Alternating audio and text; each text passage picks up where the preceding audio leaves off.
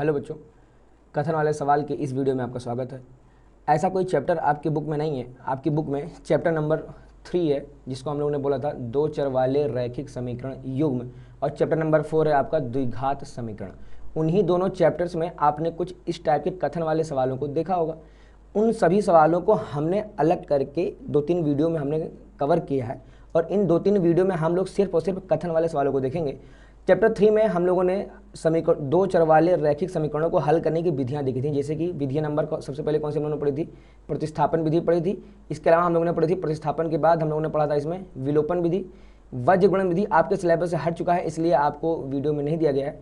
But इसके अलावा एक विधि और होती है, जो क्या होती है? वज्र गुणन विधि। ठीक है ना। ये चैप्टर 3 में इन विधियों के जरिए हमने समीकरणों को हल करना सीखा था। ठीक है। अच्छा, चैप्टर 4 में क्या था? ये था आपका द्विघात समीकरण। इसमें क्या था? इसमें हम लोगों ने द्विघात समीकरणों को हल करना सीखा था। सबसे पहले हम लोगों ने सीखा था कि गुणनखंड विधि द्वारा किस तरीके से हम लोग हल करते हैं। ठीक है ना। ये द्विघात समीकरणों को गुणनखंड विधि द्वारा किस तरीके से हम लोग हल करते हैं, ये हम लोगों ने चैप्टर 4 में चेक किया था। अब इन्हीं दोनों चैप्टर्स में कुछ कथन वाले सवाल आपको देखने को मिलते हैं। इन कथन वाले सवालों से सबसे पहले हमको समीकरण बनाना पड़ेगा। सबसे पहले क्या करना पड़ेगा? समीकरण बनाना पड़ेगा।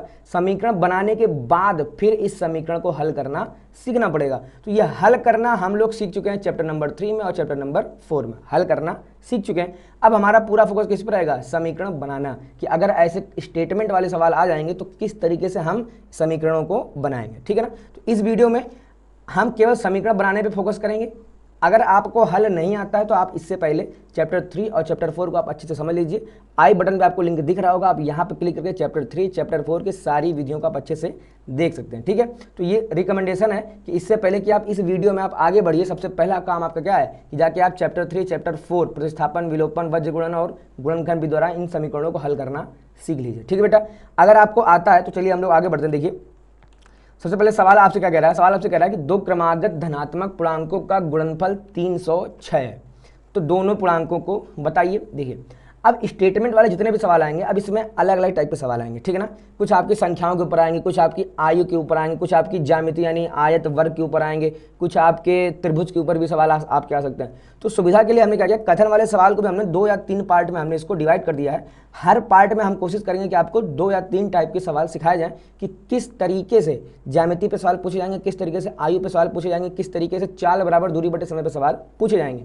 यहाँ पे हमारा सबसे पहला काम है संख्याओं पे आधारित कितने कितने टाइप के सवाल पूछे जा सकते हैं, वो सारे टाइप आपको कवर करा देना। ठीक है ना, सारे टाइप। तो सबसे पहला टाइप क्या आता है? देखिए, दो क्रमागत धनात्मक पूर्णांक है। देखिए, यहाँ आपको समझ में आना चाहिए क्या धनात्मक पूर्णांक और एक शब्द क्या है यहाँ पे? क्रमागत। ध्यान समझिए। अच्छा, पूर्णांक।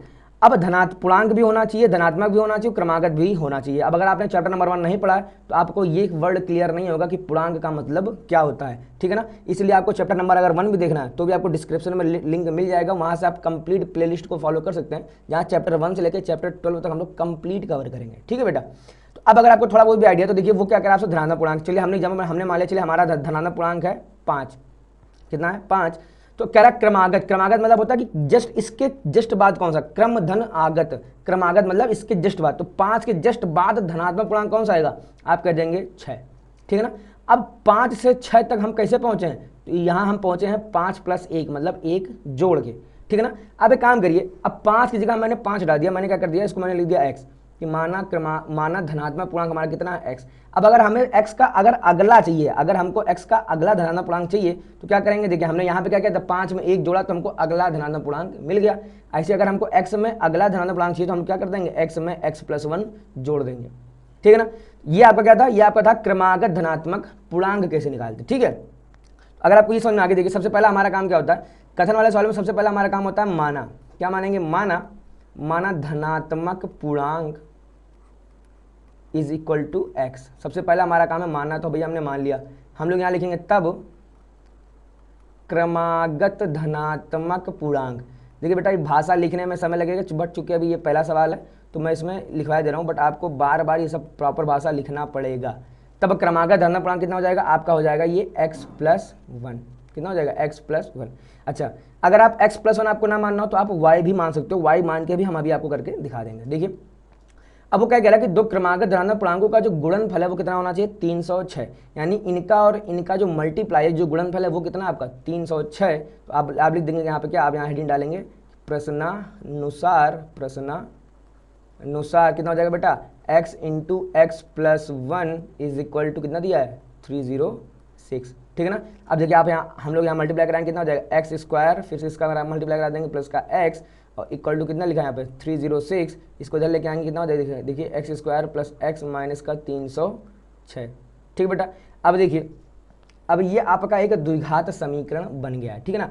अब अगर आपको ये द्विघात समीकरण हल करना नहीं आता तो अब आप इसके आगे हल नहीं कर पाएंगे, इसलिए मैंने आपको रिकमेंड कर दिया था कि यहाँ पे हमारा पूरा फोकस क्या रहेगा, हमारा पूरा फोकस रहेगा समीकरणों को हल करना नहीं बल्कि समीकरणों को बनाना, ठीक है ना। तो अगर आप समीकरण हल करना नहीं आता आपको तो कृपया करके आप जाइए पहले चैप्टर 3 चैप्टर 4 आप अच्छे से देख लीजिए, ठीक है बेटा। चलिए हम लोग इसको जल्दबाजी में करते हैं, थोड़ा स्पीड में। 306 अगर हम लोग फटा कर देंगे तो कितना हो जाएगा 51 इंटू, ठीक है ना, और ये देखिए हो जाएगा 17 क्या नहीं 17 इंटू 18, ठीक है ना। ये सब बेटा फैक्टर करना मैंने डिटेल में सिखाया है, मैं यहाँ पे नहीं सिखाऊंगा फैक्टर कैसे करते हैं, ठीक है। आपको डिस्क्रिप्शन में आपको लिंक मिल जाएगा, कंप्लीट प्लेलिस्ट को आप फॉलो करिए, आपको सब कुछ सारी चीज़ आपको वहाँ से समझ में आ जाएंगे, ठीक है ना। तो इसके जो फैक्टर निकल जाएंगे देखिए क्या निकल जाएंगे, एक्स स्क्वायर प्लस का 18x माइनस का 17x माइनस का 306 बराबर 0। यहाँ से कॉमन ले लेंगे x, कितना हमारे पास वैल्यू बचेगी x प्लस 18, यहाँ से कॉमन ले लेंगे माइनस का 17, यहाँ पे वैल्यू कितनी बचेगी x plus 18 is equal to 0। फिर यहाँ से कितना बच जाएगा x प्लस का 18, अगले ब्रैकेट में क्या बनेगा हमारा x माइनस का 17 बराबर 0, ठीक है। अब एक बार जब ये वाला ब्रैकेट ले लेंगे तो हमारी वैल्यू कितनी है, क्या जाएगी x बराबर माइनस का 18। एक बार जब ये वाला ब्रैकेट ले लेंगे तो हमारी वैल्यू कितनी हो जाएगी प्लस का 17। अच्छा ये जो माइनस 18 वाली जो वैल्यू है ये हमारी वैल्यू अमान्य हो जाएगी। अमान्य क्यों हो जाएगी, मतलब ये मान्य नहीं है। मान्य क्यों नहीं, देखिए उसने आपको क्या बोला था, उसने आपको दिया था कि ये जो x है, x हमारा कैसा है, x हमारा धनात्मक पूर्णांक है और यहाँ आपका x कैसा निकल गया, ऋणात्मक पूर्णांक। तो हमारा x की वैल्यू ऋणात्मक हम लोग यहाँ पे छोड़ देंगे, क्यों, क्योंकि सवाल हमसे कह रहा था कि x हमारा धनात्मक पूर्णांक होना चाहिए, इसलिए हमने इसको हटा दिया। अतः हमारी x का मान कितना आ गया 17, ठीक है ना। कह रहा दोनों पूर्णांक, तो अगर x का मान 17 है तो फिर तो फिर ये इसका मान कितना, अगर 17 में एक जोड़ देंगे 18, यानी हमारा पहला आंसर आ जाएगा 17 और हमारा दूसरा आंसर कितना आ जाएगा 18, ठीक बेटा। उम्मीद आपको ये समझ में आ गया होगा। देखिए अब एक काम हम लोग और कर सकते हैं, अगर आप चाहो तो आप इस सवाल को यहाँ पे देखना, ये x प्लस 1 की जगह हम लोग इसको y मान के भी कर सकते थे, ठीक है ना। देखिए अगर इसे पहला तो आप मानेंगे माना धनात्मक पूर्णांक कितना आपका x, दूसरा अगर इसकी जगह मैं मान लूँ क्या y, ठीक है ना। तो देखिए समीकरण नंबर 1 तो हमारा यही बनेगा, ठीक है ना, x इंटू वाई, देखा अच्छा ठीक है ये y रहेगा। देखिए हम लोग यहाँ हेडिंग क्या डालेंगे फिर से, प्रश्नानुसार। अब ये मैं अलग तरीका बता रहा हूँ बेटा, ठीक है। प्रश्नानुसार देखिए क्या कह रहा था कि दोनों क्रमागत धनात्मक पूर्णांकों का गुणनफल कितना 306। तो पहला आपका कितना, पहला है आपका x और दूसरा आपने कितना मान लिया धनात्मक y, तो यानी x इंटू वाई की वैल्यू कितनी होगी 306। ये आपका बन जाएगा समीकरण नंबर 1, है ना। अब ध्यान से देखिए दो चर हैं आपके पास x और y। अब दो चर हैं तो कम से कम दो समीकरण होने चाहिए। ये आप 9th में पढ़ के आए होंगे, नहीं तो ये चैप्टर नंबर 3 में भी हाई स्कूल में भी हमने आपको सिखाया है कि जितने चर हों उतने समीकरण चाहिए सभी के मान निकालने के लिए। यहाँ पे दो चर हैं x और y, तो हमको कम से कम दो समीकरण चाहिए होगा इन दोनों के मान निकालने के लिए, ठीक है। अगर तीन चर आ जाए कहीं तो वहाँ पे हमको तीन समीकरण मिनिमम चाहिए ही चाहिए, ठीक है ना। अब ये एक समीकरण बन गया। अब अगला समीकरण हम लोग कहाँ से बनाएंगे, देखिए ध्यान से। अब ये जो y की वैल्यू है ना, ये y की वैल्यू आ जाएगी हमारी कैसी, x प्लस 1, y बराबर x प्लस 1। कैसे, y है आपका अगला धनात्मक पूर्णांक, और अगला जो धनात्मक पूर्णांक कैसे मिलेगा, जब हम x में एक जोड़ेंगे तब हमको क्या मिल जाएगा, तब हमको मिल जाएगा y, ठीक है ना। जब हमने x में एक जोड़ा तब हमको क्या मिल गया, y मिल गया, ठीक है बेटा, समझ में आ गया।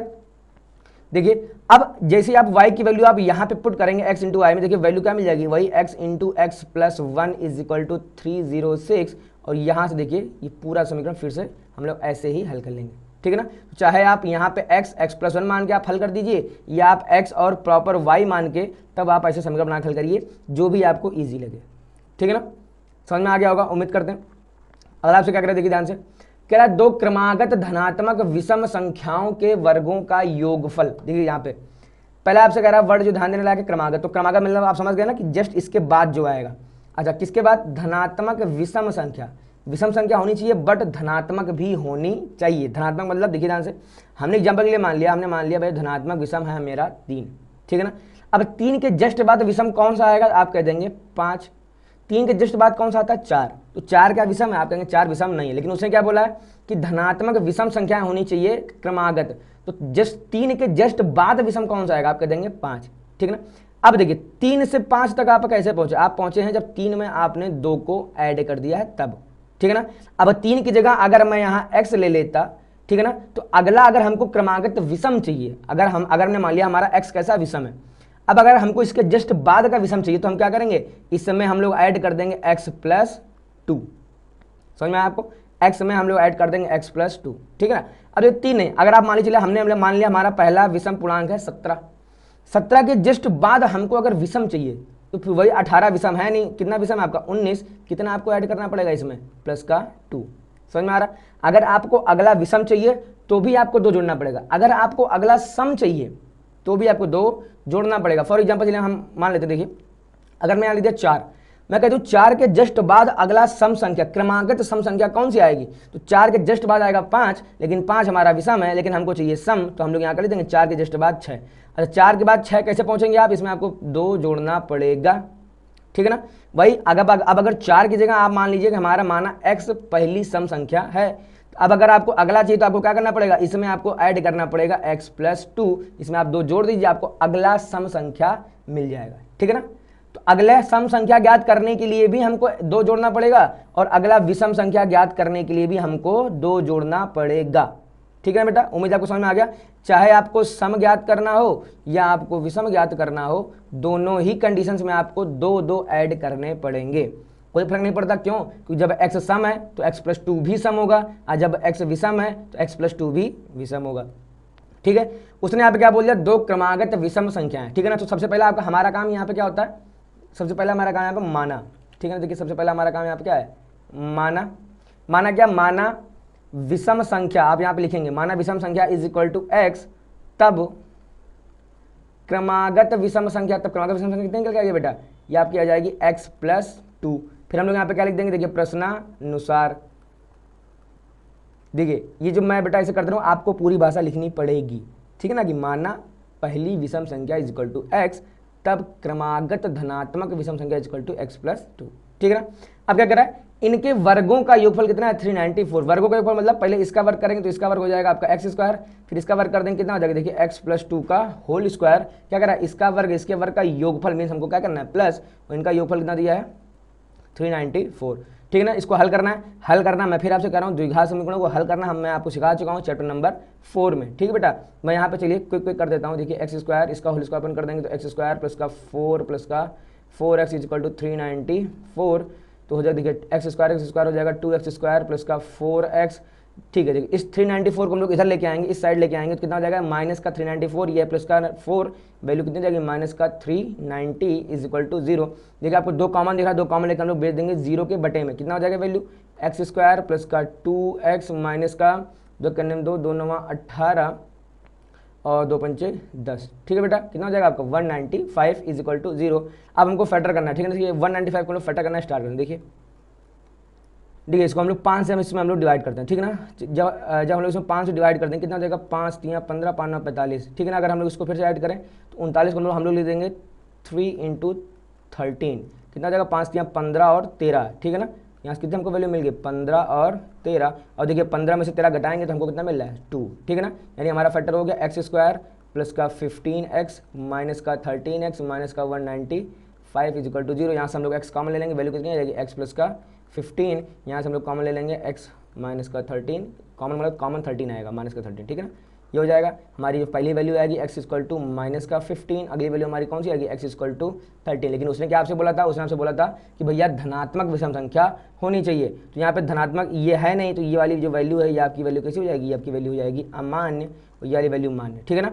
मतलब तो हमारा पहला हमारा जो आंसर आएगा, पहला आंसर हमारा आ जाएगा 13, और इसके जस्ट बाद अगला हमारा जो आ जाएगा वो निकल के आ जाएगा 15, ठीक बेटा।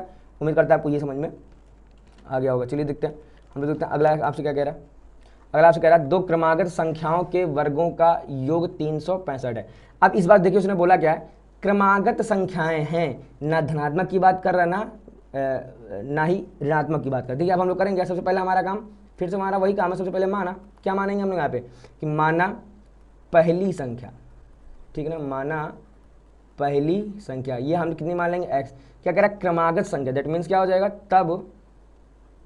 तब क्रमागत संख्या, ये कितनी आपकी वैल्यू मिल जाएगी, आप कहेंगे जब x में जब हम लोग x+1 ऐड कर देंगे तभी तुमको अगली वो मिलेगी क्रमागत संख्या, ठीक है ना।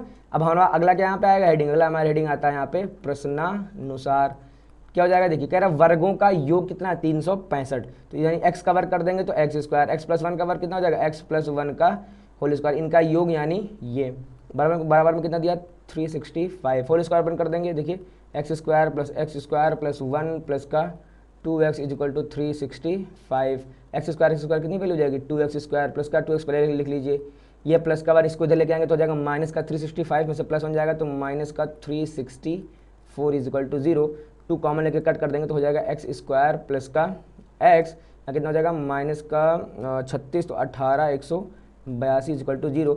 अब 182 को हम लोग फटा करते हैं, ठीक है ना, चलिए इसको हम लोग फटा करते हैं तो ये कितना हो जाएगा, 8 2 11, 3 से नहीं कटने वाला है तो ये हम मोटा मोटा कट जाएगा हमारा 2 से, तो 91, ठीक है ना। और इसको हम लोग लिख देंगे 13 7 91, तो 7 × 2 14 × 13, देखिए एकदम फैक्टर मिल गया हमको, x² प्लस का 14x माइनस का 13x माइनस का 182 = 0, x कॉमन ले लेंगे, x+4, अगली वैल्यू हमारी कितनी आ जाएगी, x माइनस का 13 = 0, हमारी पहली वैल्यू आएगी x = माइनस का 14 और हमारी अगली वैल्यू आएगी x = 13, ठीक है ना। अच्छा, अब आप क्या यहाँ पे इसको अमान्य कर देंगे, अब आप इसको अमान्य नहीं करेंगे, इसको अमान्य नहीं करेंगे, क्यों नहीं अमान्य करेंगे, देखिए ध्यान से, क्योंकि उसने यहाँ पे क्रमागत संख्याओं की बात करी थी, क्रमागत संख्याओं की, क्या उसने कहीं धनात्मक बोला था, आप कहेंगे नहीं, क्या उसने कहीं ऋणात्मक बोला था, आप कहेंगे नहीं, ठीक बेटा। अब देखिए, अब अगर हमने x की वैल्यू मान ली -14, अगर हमारा x -14 है तो जब से हम लोग इसमें एक जोड़ेंगे वैल्यू कितनी मिल जाएगी हमारी, -13, तो यानी ये आंसर भी सही हमारा, -14 -13 आंसर हमारा एकदम सही है, ठीक है। अगर मैंने x की वैल्यू मान ली +13 तो इसमें हम लोग एक ऐड कर देंगे, वैल्यू कितनी मिल जाएगी, 14, देखिए, ठीक है ना। तो ये आंसर भी सही है और ये आंसर भी सही है, और दोनों ही देखिए, दोनों से ही हमें कोई फर्क पड़ने वाला नहीं, देखिए ध्यान से, समीकरण कहता है कि x² प्लस x+1 का होल स्क्वायर करेंगे तो इतना आना चाहिए। अब अगर हम लोग -14 का स्क्वायर अगर हम लोग यहाँ निकालें, देखिए ध्यान से, -14 का स्क्वायर प्लस -13 का स्क्वायर, अब माइनस का स्क्वायर प्लस का हो जाएगा कितना जगह, 14 का स्क्वायर होता है 196 और 13 का स्क्वायर 169, जैसे आप इसको ऐड कर देंगे आपको 365 मिल जाएगा, ठीक है ना। अगर आप इसका कर देंगे तो इसका निकल के आ जाएगा 13 का स्क्वायर प्लस का 14 का स्क्वायर, ठीक है ना। सेम वैल्यू 13 का स्क्वायर 169, 14 का स्क्वायर 196, जिसे आप ऐड कर देंगे कितना आपको मिल जाएगा 365, ठीक बेटा। तो दोनों ही आपके आंसर सही है, -14 -13 भी सही है और प्लस का 13 और प्लस का 14 दोनों ही आंसर आपके सही है, ठीक है ना। यहाँ पे अमान्य नहीं करेंगे, क्यों, क्योंकि उसने क्रमागत में धनात्मक की बात नहीं करी थी, ठीक है ना। इससे पहले के सवाल में उसने धनात्मक विषम संख्याओं की बात कर रहा था, इसलिए हम लोग क्या कर रहे थे, हम लोग वहाँ पे माइनस चिन्ह को लीव कर दे रहे, हम लोग छोड़ दे रहे थे, ठीक है ना, यहाँ पे लीव नहीं करेंगे, ठीक है। देखिए ये था आपका अगला टाइप जिसमें हम लोग क्रमागत धनात्मक, क्रमागत सम, क्रमागत संख्याएं ये वाली मानते हैं। अगला आपसे क्या कह रहा है, देखिए ऐसी दो संख्याएं ज्ञात करिए जिनका योगफल 27 और गुणनफल 100। सबसे पहला हमारा काम क्या, माना। कथन वाले सवाल में सबसे पहला हमारा काम क्या है, माना। अच्छा, मानेंगे आप क्या, जो आपसे पूछा जाएगा। इस सवाल में पूछा क्या, देखिए आपसे क्या पूछा, दो संख्याएं, दो संख्या में हम लोग मानेंगे जैसे माना पहली संख्या, माना पहली संख्या इज इक्वल टू एक्स, फिर हम लोग क्या मानेंगे यहाँ पे, दूसरी संख्या इज इक्वल टू वाई, कितनी होगी दूसरी संख्या y। अब आपसे क्या कह रहा है, जिनका योग कितना है 27, तो हमारा अगला काम क्या आता है भैया, प्रश्नानुसार कितना भैया योगफल, तो x plus y is equal to 27, क्या कह रहा है इनका गुणनफल कितना है 182, मीन्स x इंटू वाई बराबर, ठीक है ना। अब देखिए, अब जब भी एक बार x प्लस वाई लिखा हो, एक बार x इंटू वाई लिखा हो, तो यहाँ पे हमारे काम की विधि कौन सी, हमारी काम क्या जाएगी, यहाँ पे हमारे काम की हमेशा क्या मिलेगी, प्रतिस्थापन विधि, ठीक है ना। अब प्रतिस्थापन विधि में हम लोग करते क्या है, देखिए इसे बना लेंगे समीकरण 1, इसको बना लेंगे समीकरण नंबर 2, ठीक है ना। प्रॉपर मैंने आपको हल करना सिखाया है चैप्टर नंबर 3 में। मैं बार बार कह रहा हूँ, अगर आपको वो बेटा नहीं आएगा तो इन सवालों में आप बहुत बोर हो रहे होंगे, ठीक है ना। बोरियत कब महसूस होती है, बोरियत आपको तब महसूस होगी जब आपको सवाल आते ना हो। जिसको भी सवाल लगाना आता होगा वो मजे वाले सवाल होते हैं, ठीक है ना। करना कुछ नहीं आपको, यहाँ से आप चाहे x का मान निकाल लीजिए y के पदों में, चाहे y का मान निकाल लीजिए x के पदों में, और आप करेंगे क्या, यहाँ पे आप यहाँ पे वैल्यू पुट कर देंगे। देखिए समीकरण 1 से हम क्या निकालेंगे, अगर हम यहाँ लिख दें x बराबर 27 माइनस का y, कोई दिक्कत नहीं। अब इस x के मान को हम लोग कहाँ पुट कर देंगे, समीकरण नंबर 2 में। चलिए हम लोग पुट कर देंगे, देखिए वैल्यू कितनी बन जाएगी, x की जगह हम लोग पुट कर देंगे 27 माइनस का y, इंटू में देखिए यहाँ पे कितना लिखा है y इज इक्वल टू में 182 मल्टीप्लाई कराते हैं तो देखिए वैल्यू कितनी हो जाएगी 27y माइनस का y square is equal to 182। अब वाई स्क्वायर को हम लोग उधर लेके जाएंगे हो जाएगा प्लस का, इसको भी उधर लेके जाएंगे हो जाएगा माइनस का, ये तो प्लस का ही 182 इज इक्वल टू 0। अब हमें फटर करना है, चलिए फटर करना शुरू करते हैं। तो 182 फिर से वही हो जाएगा, ध्यान से देखेंगे हम लोग, तो इसका हो जाएगा वही 2 इंटू 91, ठीक है ना। इसका हो जाएगा फिर से वही 13 इंटू 14, ठीक है ना, 13 इंटू 14। और इसका हम लोग फिर से हम लोग फटा करते हैं तो वाई स्क्वायर माइनस का 13y माइनस का 14y प्लस का 182 इज इक्वल टू 0, ठीक है। चलिए इसको हम लोग हल करते हैं। देखिए यहाँ से हम लोग y कॉमन लेंगे, वैल्यू कितनी मिल जाएगी, y कॉमन लेंगे तो y माइनस का 13 माइनस का, यहाँ से हम लोग तो हो जाएगा हमारा y माइनस का 14 इज इक्वल टू 0, ठीक है ना। तो y का मान एक आ जाएगा 13 और y का मान आ जाएगा एक बार 14, ठीक है ना।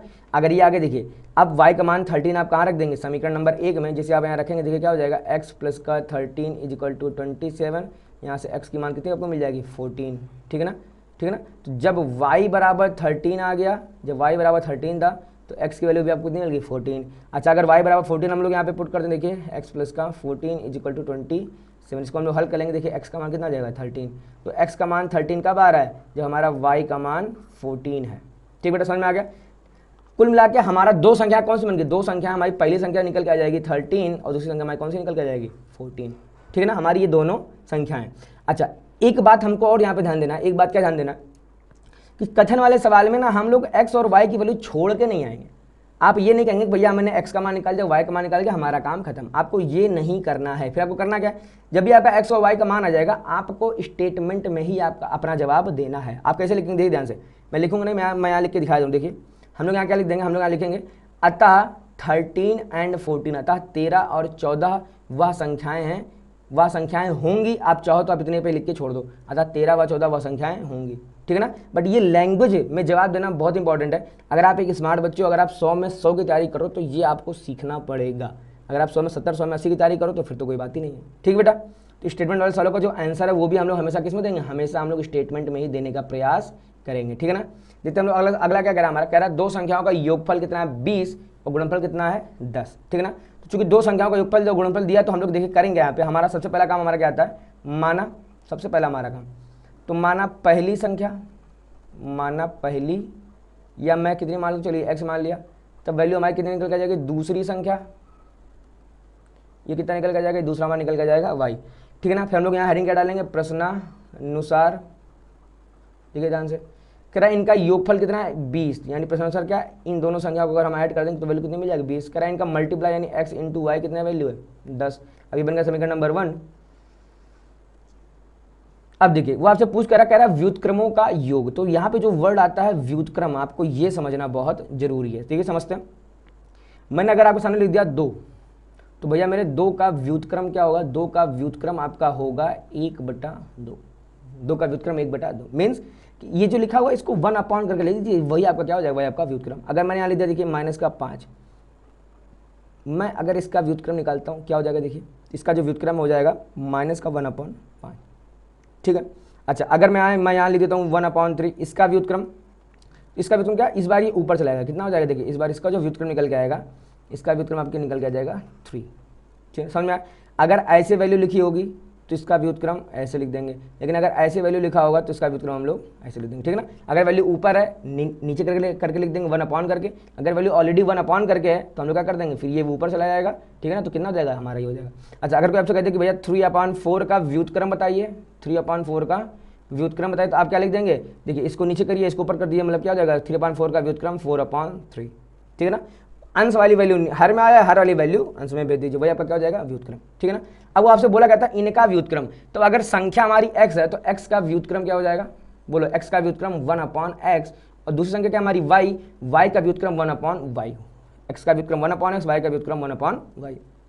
चलिए हम लोग यहाँ लिखते हैं, देखिए हम लोग यहाँ लिख देंगे क्या, संख्या के व्युत्क्रमों का योग।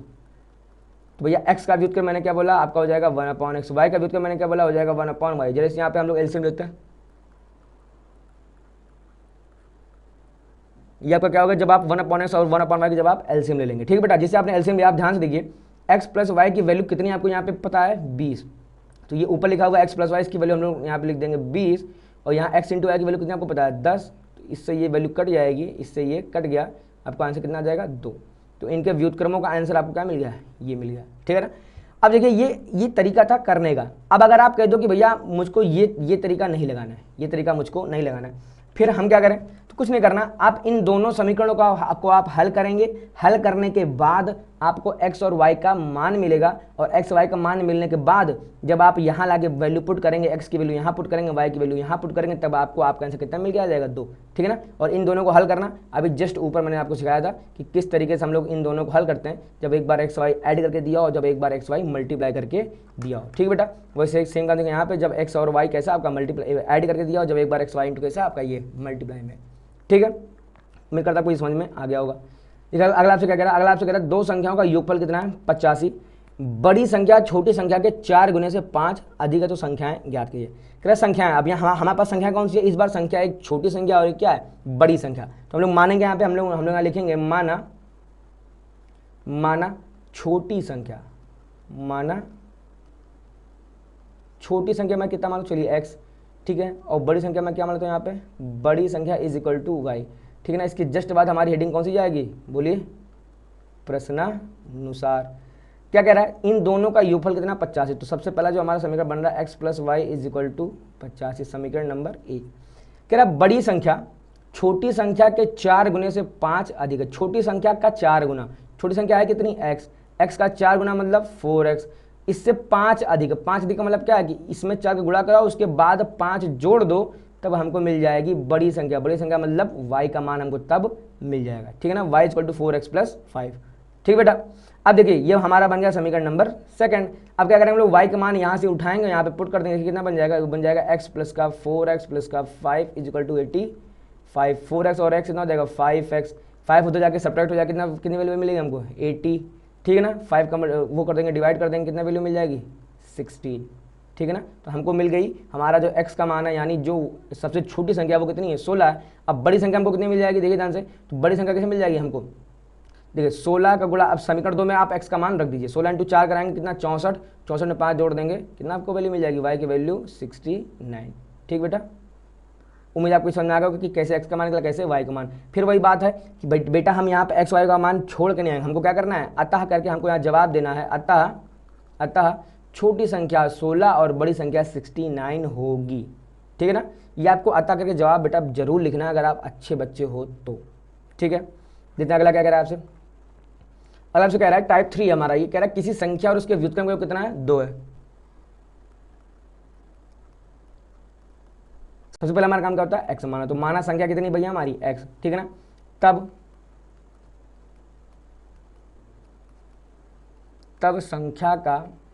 संख्या का व्युत्क्रम, तो मैंने आपको अभी ऊपर बताया था कि x का व्युत्क्रम कितना हो जाएगा 1/x, ठीक है ना।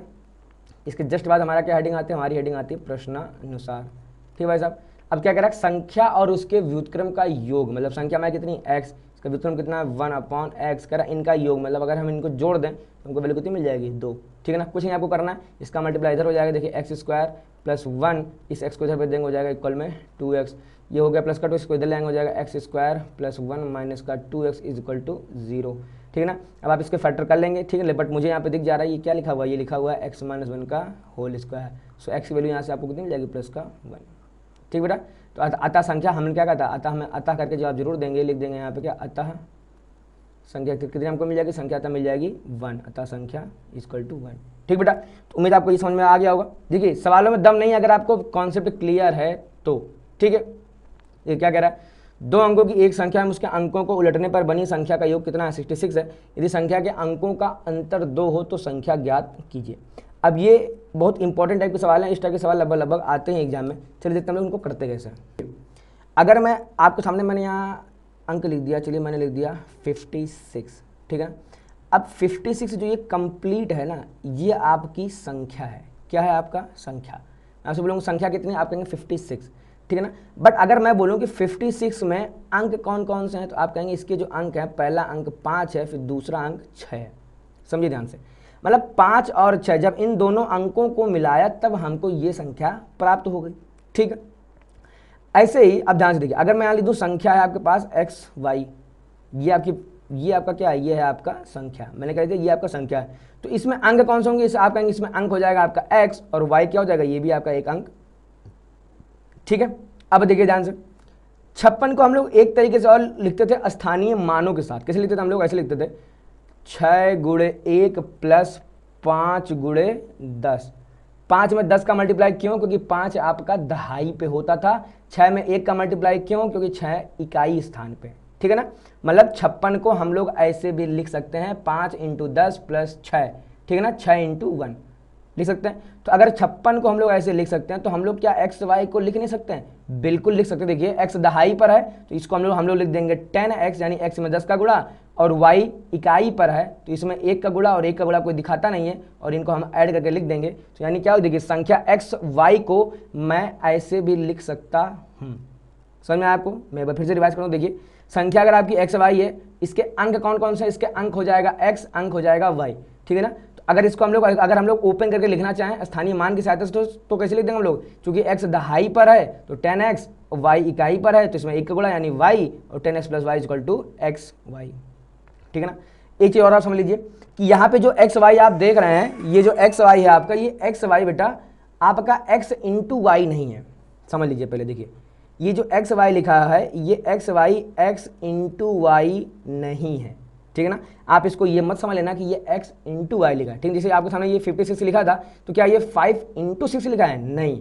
ठीक है ना, तो ऐसे ही जब भी हम लोग इस टाइप के सवालों को लगाएंगे जिसमें अंकों को उलटने की बात करेगा, जब भी अंकों को उलटने की बात करेगा तो ये जो हमारा x y है ये एक पूरी संख्या है, ये x × y नहीं है। ठीक है, समझ में आ गया ना। तो ये छोटी सी ट्रिक है कि जब भी आपको अंकों को उलटने की बात करेगा, अंकों को आगे पीछे करने की बात करेगा तो हम लोग 10x + y का इस्तेमाल कर देंगे। ठीक है बेटा, उम्मीद है आपको समझ में आ गया होगा। इसको चलिए हम लोग थोड़ा सा साफ करते हैं। अब हम लोग सीधे अपने सवाल पे आते हैं। अगर आपको ये बेसिक समझ में आ गया हो कि अगर 2 अंकों की एक संख्या में उसके अंकों को उलटने पर बनी संख्या का योग, तो सबसे पहले हमारे यहाँ पे काम किया, सबसे पहले हमारा काम आता है माना संख्या। अब देखिए आप चाहो तो डायरेक्ट मान लो संख्या, माना संख्या = xy, चाहो तो आप डायरेक्ट, या फिर आप क्या कर सकते हो, आप चाहो तो क्या मानो, माना संख्या का इकाई अंक। अब देखिए इकाई का अंक कितना हमने माना y, तो y हो जाएगा। माना संख्या का दहाई का अंक कितना हो जाएगा x। ठीक है, तो मैं थोड़ा सा इसको ओपन करके लिखता हूँ। देखिए माना संख्या का इकाई अंक, माना संख्या का, ये मैंने माना x, फिर हम लोग क्या मानेंगे, माना संख्या का दहाई अंक। भाई साहब दहाई अंक कितना निकल के आ जाएगा यहाँ से, ये हमने मान लिया y। अब हम लोग यहाँ लिखेंगे संख्या, तब यहाँ पे लिख देंगे तब संख्या। अब संख्या में देखिए इकाई का अंक x है तो ये इकाई पे रहेगा, और दहाई अंक y है तो ये y पे रहेगा। तो ये संख्या हमारी कौन सी बन गई, yx। अगर आपको xy बनाना था तो आपको इकाई का अंक y मानना है, दहाई का अंक ये मानना था x। ठीक है ना, बट चूंकि हमने इकाई का अंक x माना, दहाई का अंक y, तो हमारी संख्या कैसी बन गई, yx। ठीक है ना, अब देखिए ध्यान से, अब हम लोग यहाँ क्या लिखेंगे, हेडिंग। अब हम लोग यहाँ हेडिंग लिखेंगे प्रश्नानुसार। ठीक है, आते शुरू करते हैं। क्या 2 अंकों की एक संख्या एवं उसके अंकों को उलटने पर बनी संख्या का योग। तो 2 अंकों की एक संख्या, अब देखो 2 अंकों की संख्या भाई हमारे कौन सी बन गई, ये संख्या हमारी बन चुकी है yx। ठीक है ना, क्या बन चुकी है, yx। अब अगर इस yx को अगर मैं ओपन करके लिखूं, देखिए ध्यान से, मैंने अभी जस्ट पहले सिखाया था, x इकाई पे है तो 1 का गुणा, y दहाई पे है तो 10 का गुणा, और इनको हमें ऐड कर देना। ठीक है ना, तो हम लोग क्या लिख देंगे, देखिए संख्या, अब 2 अंकों की संख्या हम लोग ओपन करके लिखेंगे, कैसे लिख देंगे, 10y + x। फिर आप क्या कह रहा है, उसके अंकों को उलटने पर बनी संख्या। अब अगर अंक उलट दें, अंक उलटने का मतलब क्या हुआ, मैंने अभी आपको एग्जांपल दिया था 56 का, अंक उलटने मतलब 6 इधर आ जाए और 5 इधर आ जाए, तो संख्या क्या बन जाएगी, 65। ऐसे अगर हम लोग x को इधर ले आए दहाई पे, y को लेकर कहाँ चले जाए, इकाई पे, तो वैल्यू क्या बन जाएगी, अब हमारा ये बन जाएगा xy। अब अगर हम लोग xy को अगर हम लोग डिटेल में लिखेंगे, यानी ओपन करके लिखेंगे, कितना लिख देंगे, x चूंकि अब दहाई पे आ चुका है तो वैल्यू कितनी जाएगी, 10x, ये इकाई पे है तो ये प्लस का y। ठीक है ना, समझ में आपको। देखिए ये हमारी संख्या है yx वाली, ये हमारी संख्या क्या है, yx वाली, तो yx को मैंने ऐसे लिख दिया। ठीक है ना, फिर ये संख्या हमारी क्या होगी, ये वाली संख्या हमारी होगी अंकों को उलटने पर बनी संख्या। तो जैसे हमारे अंक उलट जाएंगे, ठीक है ना, तो इसको हम लोग इस तरीके से लिख देंगे।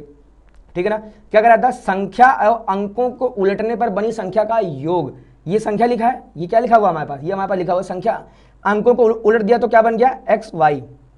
इसको कैसे लिखेंगे डिटेल में, तो ये हो जाएगा 10x प्लस का y, और कह रहा है इनका योग, इट मीन्स बीच में प्लस, इक्वल टू कितना यहाँ पे, अब देखिए x प्लस 10x कितने हो जाएगी वैल्यू 11x y, और ये 10y, ये y कितना हो जाएगा आपके पास वैल्यू, ये आपके पास हो जाएगी 11y इज इक्वल टू 66। यहाँ से 11 कॉमन लेके कट कर देंगे, वैल्यू कितनी आपको मिल जाएगी x plus y is equal to 6। ये आपका समीकरण नंबर 1। अगला आपसे क्या कह रहा है, यदि संख्या के अंकों का अंतर कितना हो, 2 हो, ठीक है ना। तो अंकों का अंतर आप चाहो तो यहाँ x माइनस वाई बराबर 2 ले लो, या आप चाहो तो यहाँ पे y माइनस एक्स बराबर भी 2 ले सकते हैं, ठीक है ना। क्योंकि उसने यहाँ पे ये नहीं बताया है कि बड़ी संख्या कौन सी है, छोटी संख्या कौन सी है, वो सिर्फ और सिर्फ अंकों की बात कर रहा है, ठीक है ना। 2 अंक की संख्या है। ये आपका हो जाएगा समीकरण नंबर 2, ठीक है ना। हल करना आप सीख चुके हैं। देखिए जैसे हम लोग 1 2 को ऐड कर देंगे, x कितना हो जाएगा 2x, 2x बराबर 6 और 2 कितना वैल्यू निकल के जाएगी 8, 2x बराबर 8। यहाँ से हमारा x का मान कितना मिल जाएगा, हमारा x का मान मिल जाएगा 4, ठीक है ना। ये होगा हमारा x का मान, 4 हम लोग यहाँ किसी भी समीकरण में पुट कर दीजिए, आपको y का मान मिल जाएगा कितना, y का मान आपको मिल जाएगा 2, ठीक है ना। अब देखिए ध्यान से संख्या कौन सी थी, yx, संख्या कौन सी थी yx। इन सबसे पहले हम लोग यहाँ लिखेंगे अतः संख्या, सबसे पहले y की वैल्यू लिखेंगे तो 2 और ये x वैल्यू लिखेंगे 4, अतः संख्या 24 होगी, अतः संख्या 24 होगी, ठीक बेटा। अब देखिए हो सकता है कि किसी किसी का आंसर 24 आए, किसी किसी का आंसर आपका 42 भी आ सकता है, और दोनों ही आंसर सेम है। क्यों? क्योंकि जैसे ही आप संख्या के अंकों को उल्टेंगे तो 24 बन जाएगा 42 और 42 बन जाएगा 24, ठीक है ना। इसलिए दोनों ही आंसर सेम है, ठीक है ना। अगर आपका 24 वैल्यू निकल के आ रही तो ये भी सही है, अगर आपका 42 वैल्यू निकल के आ रहा है तो भाई साहब आपका ये भी सही है, ठीक है।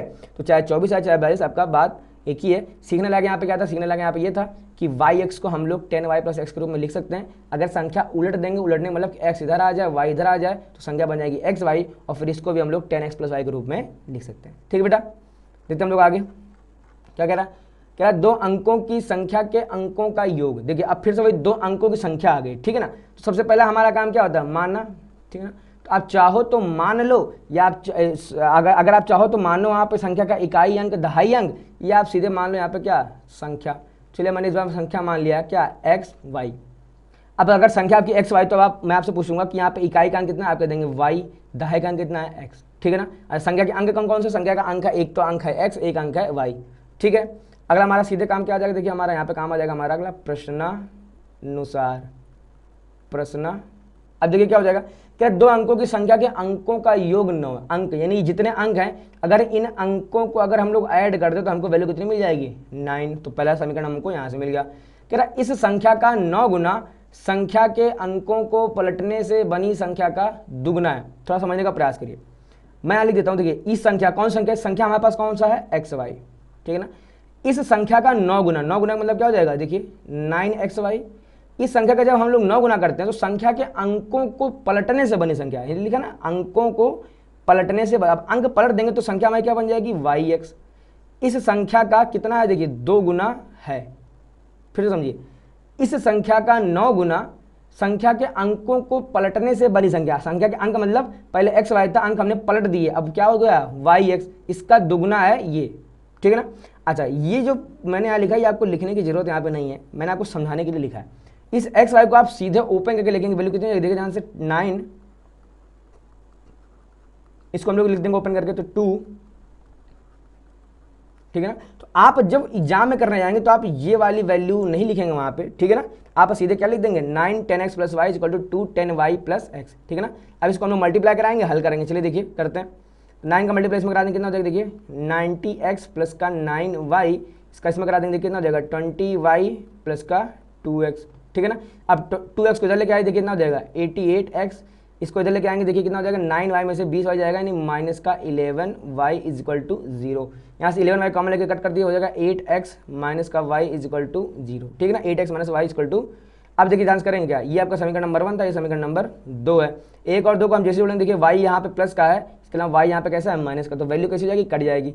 8x और 9x यानी मीन्स हम देखो जैसे हम लोग ऐड कर देंगे, यहाँ लिखेंगे समीकरण 1 और समीकरण 2 को जोड़ने पर, तो ये लिखा है x, ये लिखा है 8x, ठीक है। चलिए मैं एक बार यहाँ लिख देता हूँ, तो ये जाएगा x plus y is equal to 9, यहाँ पे आपका हो जाएगा 8x माइनस का y इज इक्वल टू 0, ठीक है ना। जैसे हम ऐड कर देंगे तो y से y वैल्यू कट जाएगी, 8x और x कितना हो जाएगा 9x, then 9 plus 0 9, that means x की वैल्यू कितनी आपको मिल जाएगी 1, ठीक है ना।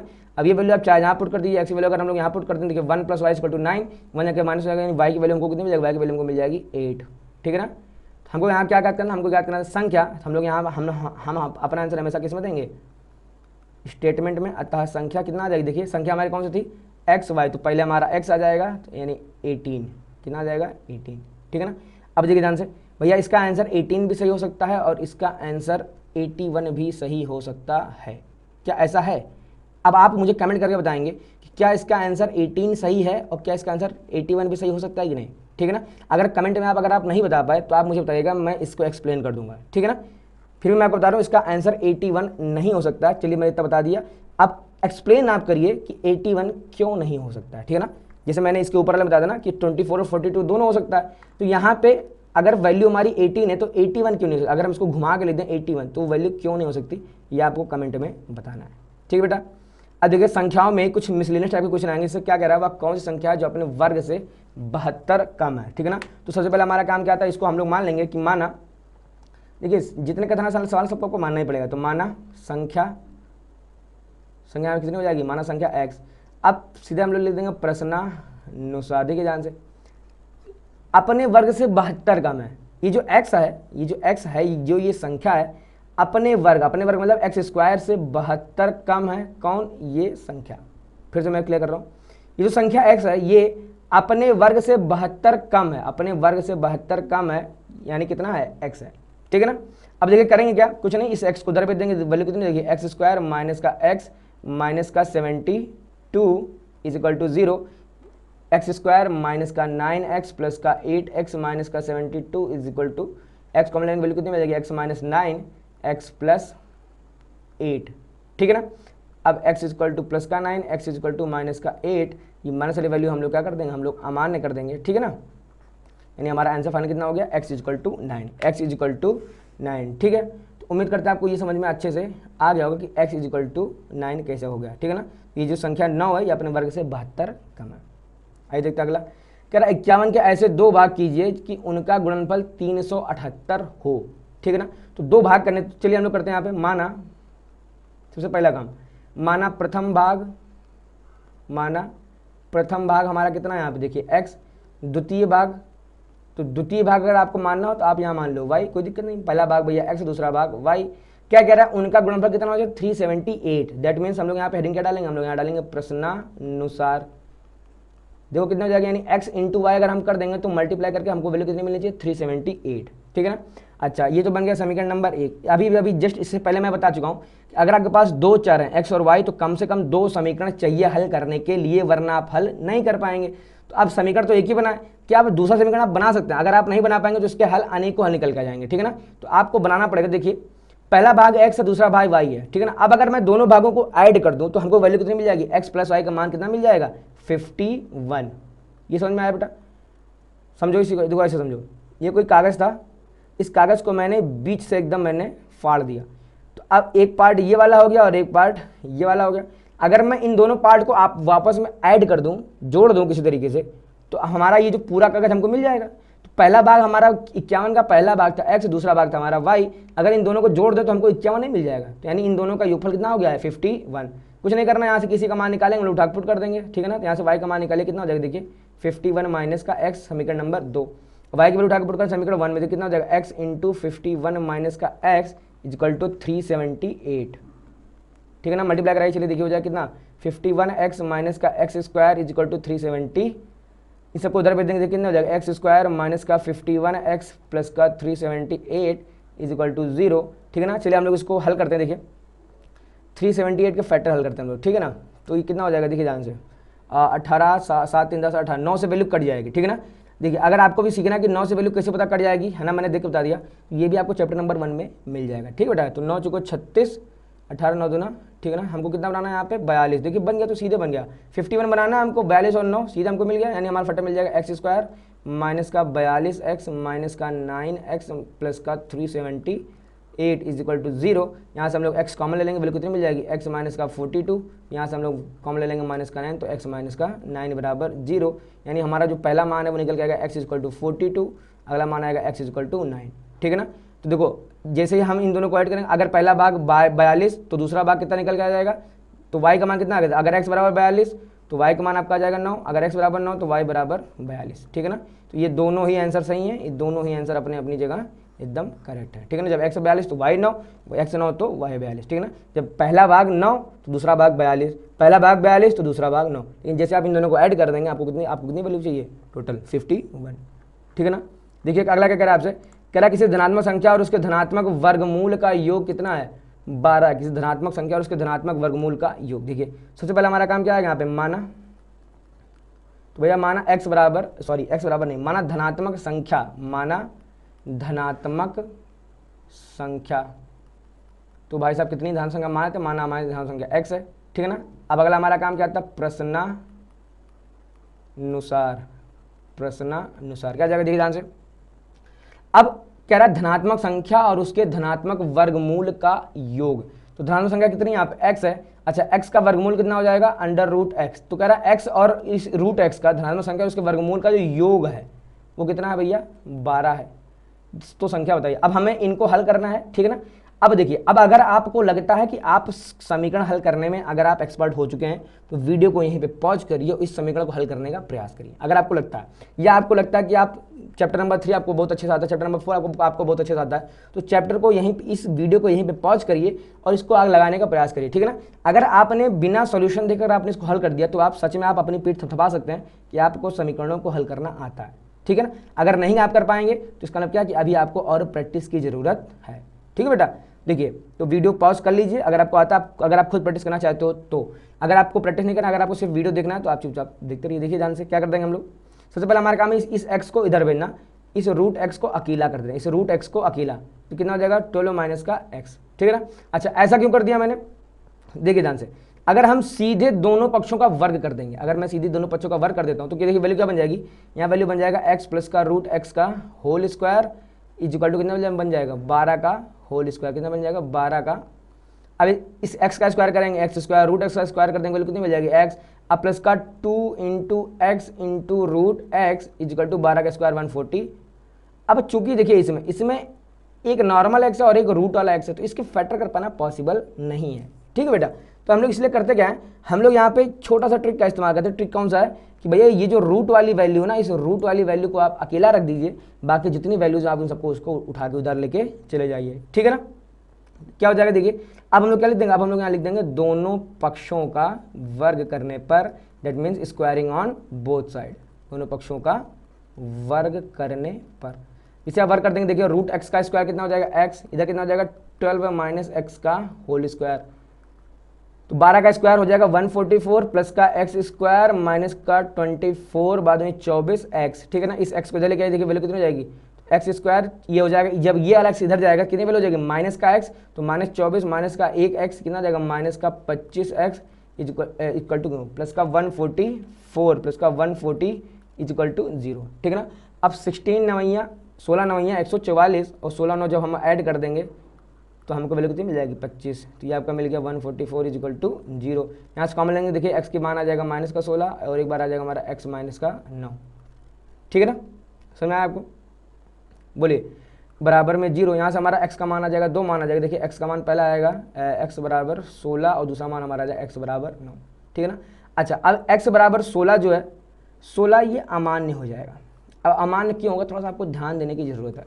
जो भी वैल्यू निकल के आएगा, अभी x बराबर 16 ना, आप इस समीकरण में पुट करके देखिए, इस समीकरण में जरा आप x बराबर 16 पुट करके देखिए, और इस समीकरण में जैसे ही आप पुट कर देंगे ना x बराबर 16, आपको 12 मिलना चाहिए, 12 मिलना चाहिए। देखिए हम लोग पुट करके देखते हैं, देखिए x का मान आपने पुट किया यहाँ पे 16 प्लस का √16 बराबर में कितना आना चाहिए, 12 आना चाहिए, ठीक है ना। चलिए इसको हल करते हैं, 16 तो 16 ही है, √16 की वैल्यू कितनी आ जाएगी 4, हमको कितना मिलेगा 16 4 20, यहाँ पे कितना आना चाहिए था 12, क्या 12 मिला, आप कह देंगे 12 नहीं मिला, इसका मतलब क्या हो गया, इसका मतलब हमारा ये जो x बराबर 16 ये कैसी वैल्यू हो जाएगी, अमान्य हो जाएगी।